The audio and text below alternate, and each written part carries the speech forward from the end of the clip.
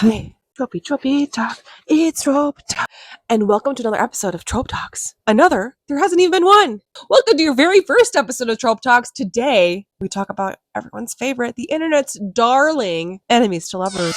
The thing is, though, we might read it a lot, but I think people misunderstand it, because it's not actually about hate. Because the opposite of love isn't hate, it's indifference. We have a lot of beloved enemies to lovers books, and there's not an ounce of indifference in them. Enemies to lovers is always about attention. Obsessive, consuming, involuntary attention. And there were two psychologists in the 1970s that figured out why. In 1974, psychologists Dutton and Aaron ran an experiment called the bridge experiment. Essentially, this experiment set up two bridges, one stable and one terrifying. I know, red flags. Dutton and Aaron had men cross a bridge. And at the other end, they'd walk across the bridge. At the other end, they'd meet an attractive female research assistant. I know, gross. We're going to move on from that. It was the 70s.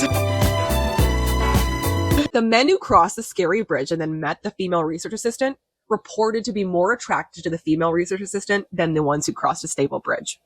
Their bodies had produced adrenaline for the fear of crossing the scary bridge. And their brains misattributed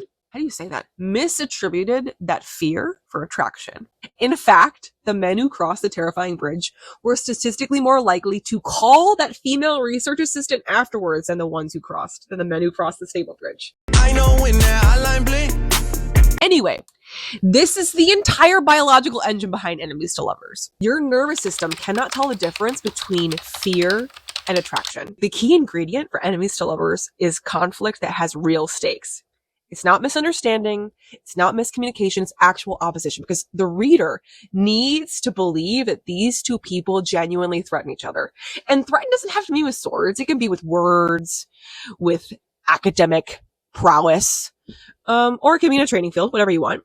The line here, and it's key for us to talk about this as a book community, is consent and growth. Enemies to lovers works when both characters change.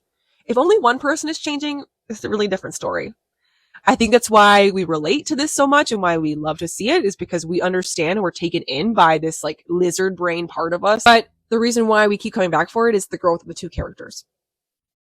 Anyway, this has been Trope Talks. My name is Kate. My debut fantasy, Paragon, comes out in November.